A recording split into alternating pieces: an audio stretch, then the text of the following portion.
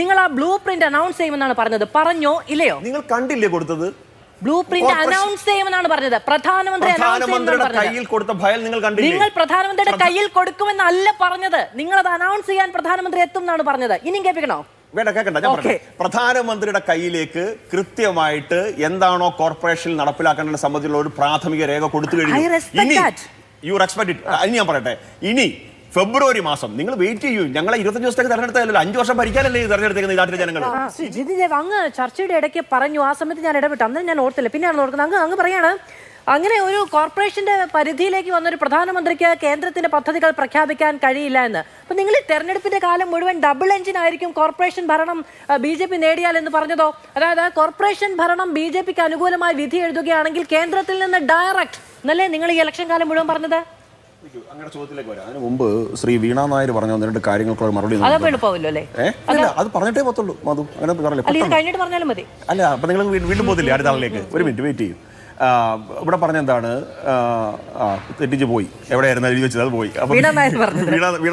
Yes, നിങ്ങൾ ജമാഅത്ത് ഇസ്ലാമി നിങ്ങളുടെ ഘടകകക്ഷിയെന്ന് പറഞ്ഞു. ജമാഅത്ത് ഇസ്ലാമിയുടെ വോട്ട് വേണ്ട ഞങ്ങൾക്ക് എന്ന് പറയാനുള്ള തൻ്റെ ഇടം വീണ നായർക്കുണ്ടോ? ഞാൻ വെല്ലുവിളി ചോദിക്കുന്നു. നിങ്ങൾക്കുണ്ടോ തൻ്റെ ഇടം? മുസ്ലിം ലീഗിനെ പറ്റി പറഞ്ഞു KM ഷാജി പറഞ്ഞ മതമാണ് പ്രശ്നം, അല്ലെങ്കിൽ മതത്തിന് വേണ്ടിയിട്ടാണ് അധികാരം നേടിയെടുക്കേണ്ടതെന്ന് പറഞ്ഞ സ്റ്റേറ്റ്മെന്റിനെ നിഷേധിക്കാൻ, അല്ലെങ്കിൽ അങ്ങനെ ഒരു സ്റ്റേറ്റ്മെന്റിനെ തള്ളി പറയാൻ നിങ്ങൾ തയ്യാറുണ്ടോ? ഈ 2 ചോദ്യങ്ങൾക്കുള്ള ഉത്തരം അങ്ങ് പറയാൻ തയ്യാറായാൽ ബാക്കിയുള്ള മറുപടി ഞാൻ പറയാം. ഇനി രണ്ടാമത്തെ കാര്യം, ജയ്ക്ക് പറഞ്ഞ ചില കാര്യങ്ങളുണ്ട്. ജയ്ക്ക് ഇവിടെ പൈസ തിരിച്ചു ചോദിച്ചു, മറ്റു ചെയ്തു കാര്യങ്ങളൊക്കെ. അഡീഷണലി അതിന്റെ ബാക്കിയോടെ ഞാൻ വായിക്കാം. Additionally the union government filed A statement sharing that the high level committee for the assistance has approved RS 153.467 crore from NDRF for the state. SDRF ഇന്ന് പൈസ തിരിച്ചു ചോദിച്ചു എന്നുള്ളതാണ്. നിങ്ങൾ അരിയുടെ പൈസ ഒന്നും കൊടുത്തിട്ടൊന്നുമില്ല. ഈ ചില ബാലൻസ് ഷീറ്റ് അഡ്ജസ്റ്റ്മെന്റിന്റെ ഭാഗമായിട്ട് ഓരോരോ ഡിപ്പാർട്ട്മെന്റുകൾ അങ്ങോട്ടും ഇങ്ങോട്ടും ചെയ്യുന്ന ചില കത്തടപാടുകൾ മാത്രമാണ്. ആവശ്യമില്ലാതെ അങ്ങ് ജനങ്ങളെ വന്ന് തെറ്റിദ്ധരിപ്പിക്കരുത് എന്ന് ഞാൻ പറയാൻ ആഗ്രഹിക്കുകയാണ്. ഇനി രണ്ടാമത്തെ കാര്യം, അത് ചോദിച്ച കാര്യം, ഇവിടെ ഞാൻ പറഞ്ഞു, ഒരു പ്രധാനമന്ത്രിക്ക് വന്ന് പദ്ധതി പ്രഖ്യാപിക്കാൻ സാധിക്കുമോ? പ്രധാനമന്ത്രിക്ക് പറയാൻ സാധിക്കും.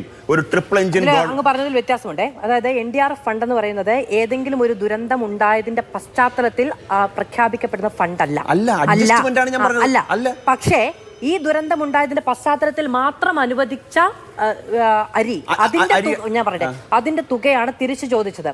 ഇത് നോക്കൂ, നമ്മുടെ വീട്ടിലേക്ക് അയൽവക്കത്ത് വീടിടിഞ്ഞ് വീണ ഒരു മനുഷ്യൻ ഓടിക്കയറി വന്നാൽ അവർക്ക് രാത്രി ഭക്ഷണം കൊടുക്കും, കിടക്കാൻ ഇടം കൊടുക്കും, പിറ്റേന്ന് രാവിലെ നിങ്ങൾ പൈസ വെച്ചിട്ട് പോയാൽ മതി എന്ന് പറയുന്ന രീതി മനുഷ്യത്വമുള്ള ആർക്കുമില്ല. അങ്ങ് പറഞ്ഞോളൂ. ശരി, ഇപ്പൊ ജയ്ക്ക് ചോദിച്ചു ഉത്തരത്തിനുള്ള മറുപടി ഉണ്ട്. നരേന്ദ്രമോദിയുടെ RSSന്റെ വീട്ടിൽ നിന്ന് കൊണ്ടുവരുന്നതാണ്. ഇതൊക്കെ ഇത് ഗവൺമെന്റ് ജനങ്ങളുടെ പൈസയാണ്.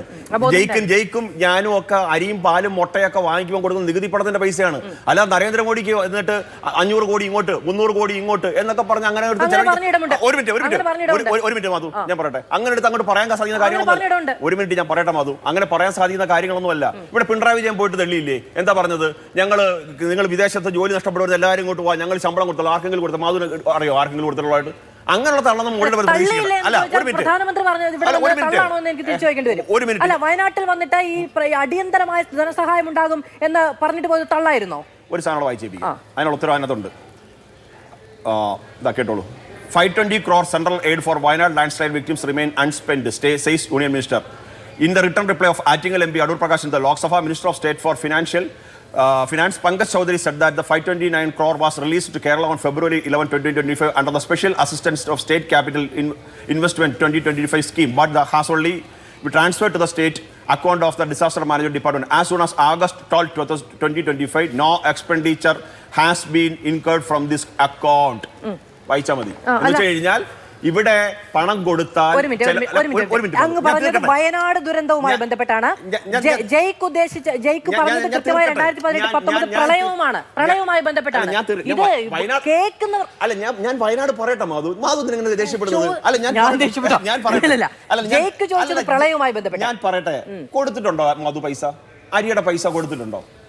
മാധു പരിശോധിക്കും. അരിയുടെ പൈസ കൊടുത്തിട്ടുണ്ടോ എന്ന് മാധു പരിശോധിക്കൂ. അതൊന്നും നടന്നിട്ടില്ല. ചുമ്മാ അദ്ദേഹം വെറുതെ പറയുകയാണ്. ഇനി രണ്ടാമത്തെ കാര്യം, എന്താണ് മാധു ചോദിച്ച ചോദ്യം, ഒരു പ്രധാനമന്ത്രിക്ക് പറയാൻ സാധിക്കുമോ? നോക്കൂ, ഒരു പ്രധാനമന്ത്രി ഒരു പദ്ധതി പ്രഖ്യാപിക്കണമെന്നുണ്ടെങ്കിൽ ആ പദ്ധതി സംബന്ധിച്ചുള്ള ഒരു DPR തയ്യാറാക്കി അദ്ദേഹത്തിന്റെ മുമ്പിൽ സമർപ്പിക്കുമ്പോഴാണ് ആ പദ്ധതിക്ക് വേണ്ടിയിട്ട് പൈസ വകയിരുത്തുന്നത്. ഇപ്പൊ പ്രധാനമന്ത്രി ആവാസ് യോജന ശരിയല്ല മാധു. ഞാൻ പറയട്ടെ മാധു, ഒരാളൊരു കാര്യം പറയുമ്പോൾ അത് കേൾക്കും മാധു. എന്തിനാണ് ഇത്രയും പെട്ടെന്ന് ചാടി പോകുന്നത്? ഒരു പ്രധാനമന്ത്രി ആവാസ് യോജനയുടെ പുതിയ ഫേസ് വരാൻ പോകുന്നു. ആ ഫേസ് തിരുവനന്തപുരത്ത് വീടില്ലാത്ത പാവത്തങ്ങളായിട്ടുള്ള ജനങ്ങൾക്ക് അത് ഉപകാരപ്പെടും. കേരളത്തിൽ അദ്ദേഹം കണക്ക് പറഞ്ഞിട്ടുണ്ട്, എത്രയോ ലക്ഷം പേർക്ക് വീട് കിട്ടിയതിന്റെ കണക്ക് അദ്ദേഹം പറഞ്ഞിട്ടുണ്ട്. ഇതേപോലെ തന്നെ നമ്മുടെ കോർപ്പറേഷന്റെ മേയർ ശ്രീ വി രാജേഷ് പറഞ്ഞിട്ടുണ്ട്, ഞങ്ങൾ ഫെബ്രുവരി മാസത്തിൽ ഡിഫറെന്റ് കോൺക്ലേവുകൾ സംഘടിപ്പിക്കുന്നുണ്ട്. ഈ കോൺക്ലേവുകളിൽ നിന്ന് ഉയർത്തിരുന്ന ആശയങ്ങൾ വിദഗ്ധരുടെ സഹായത്തോടെ ഞങ്ങൾ തയ്യാറാക്കി ഞങ്ങൾ ഡൽഹിയിൽ പോയി പ്രധാനമന്ത്രിക്ക് സമർപ്പിക്കും. നോക്കൂ, 1940 ഒക്ടോബർ മാസം 30 രൂപീകൃതമായ ഒരു കോർപ്പറേഷനിൽ 25 ദിവസം മുമ്പ് ഭരണം കിട്ടിയ BJP അത് ചെയ്തില്ല ഇത് ചെയ്തില്ല എന്നൊക്കെയാണ് വീണ നായർ പറയുന്നത്. റിംഗ് റോഡ് പറയുന്നു, അത് പറയുന്നു, ഇത് പറയുന്നു. ഒരു മിനിറ്റ്, 25 ദിവസം പ്രായമായിട്ടുള്ള ഒരു കോർപ്പറേഷൻ ഭരണത്തെയാണോ വിലയിരുത്തേണ്ടുന്നത്? അതോ ഈ പറഞ്ഞ 70 വർഷക്കാലത്തോളം ഈ നാട് ഭരിച്ചിട്ടും ഈ നാടിന് വേണ്ടുന്ന അടിസ്ഥാന സൗകര്യ വികസനം പോലും സാധ്യമാക്കാത്ത ഈ രണ്ട് മുന്നണികളെയാണോ ജനം പഴിക്കേണ്ടത്? ഇനി ഞാൻ പറയണേ, അരിയുടെ പണം സർക്കാർ തിരികെ ചോദിച്ചില്ല എന്ന് പറയോ? ഇല്ല, ചോദിച്ചു. അതുമായി ബന്ധപ്പെട്ട് സർക്കാർ നടപടി സ്വീകരിക്കാൻ തയ്യാറായില്ല. സംസ്ഥാനം അത് തിരികെ കൊടുക്കുന്നില്ല എന്ന നിലപാട് തന്നെയാണ് സ്വീകരിച്ചത്. വലിയ തോതിൽ ഇവിടെ രാഷ്ട്രീയമായിട്ടുള്ള വിമർശനങ്ങൾ ഉണ്ടായിട്ടുണ്ട്, വിവാദം ഉണ്ടായിട്ടുണ്ട്. അതിലൊന്നും ചെയ്യാൻ കഴിയില്ല, നിയമപരമായി ഇതിലൊന്നും ചെയ്യാൻ കഴിയാത്തതുകൊണ്ട് തന്നെ സർക്കാർ അത് കൊടുക്കാൻ തയ്യാറായിട്ടുമില്ല. അതുകൊണ്ട് തന്നെ കൊടുത്തുവിട്ടുമുണ്ടാവില്ല. ഇതാണ് എനിക്ക് അതിൽ പറയാനുള്ളത്. രണ്ടാമത്തെ കാര്യം നോക്കൂ, 27 ദിവസം പ്രായമായ ഒരു കോർപ്പറേഷൻ ഒന്നും ചെയ്തിട്ടില്ല എന്നുള്ളതല്ല. നിങ്ങൾ ജനങ്ങൾക്ക് മുന്നിൽ വെച്ച ആദ്യ വാഗ്ദാനം നിങ്ങൾക്ക് പാലിക്കാൻ കഴിഞ്ഞില്ല എന്നേ പറഞ്ഞുള്ളൂ. അത് പ്രധാനമന്ത്രി ഇവിടെ വന്ന് 45 ദിവസത്തിനുള്ളിൽ സംസ്ഥാനത്തെ ഈ കോർപ്പറേഷനെ ലോകോത്തരമാക്കാനുള്ള ബ്ലൂ പ്രിന്റ് അനൗൺസ് ചെയ്യും എന്നാണ് പറഞ്ഞത്. അനൗൺസ് ചെയ്തില്ല. അത് നോക്കൂ, ജനങ്ങൾക്ക് അവരുടെ മുന്നിൽ വെക്കുന്ന ഒരു വാഗ്ദാനം അല്ലെങ്കിൽ ഒരു വാഗ്ദാനം ലംഘിക്കപ്പെട്ടാൽ തിരികെ ചോദിക്കാൻ പാടില്ലേ? ഒരു രാജ്യത്തിന്റെ പ്രധാനമന്ത്രി ഈ കോർപ്പറേഷനിൽ വന്നിട്ട് ഒരു പൊതുസമ്മേളനത്തിൽ നിങ്ങൾ ഉൾപ്പെടെയുള്ള മാധ്യമപ്രവർത്തകരുടെ മുമ്പിൽ ഈ നഗരത്തെ ഒരു മികച്ച നഗരമാക്കി മാറ്റുവാൻ ആവശ്യമായിട്ടുള്ള പൂർണ്ണ പിന്തുണ മോഡി കൊടുക്കും എന്ന് പറയുന്നത് ഈ കോർപ്പറേഷനിലെ ജനങ്ങൾ വിശ്വസിച്ചിട്ടുണ്ട്. വോട്ട് ചെയ്തത്.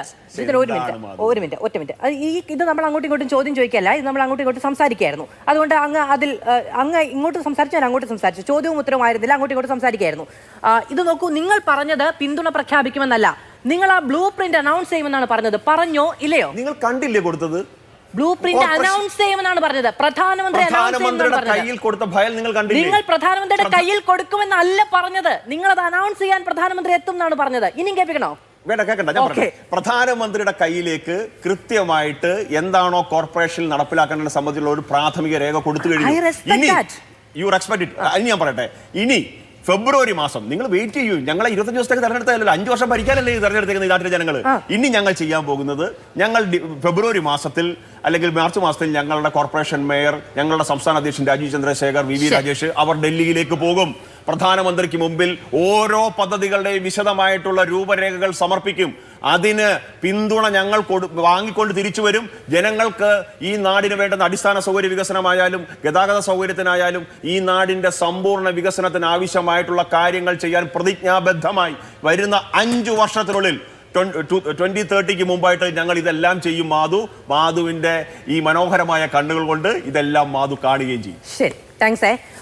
പക്ഷേ അതല്ല പറഞ്ഞത് എന്നാണ് ഞാൻ പറഞ്ഞത്. നോക്കൂ, ഞാൻ ഈ 27 ദിവസം പ്രായമായ ഒരു ഭരണസമിതി ഇവിടെ മലമറിച്ചില്ല എന്നല്ല പറഞ്ഞത്.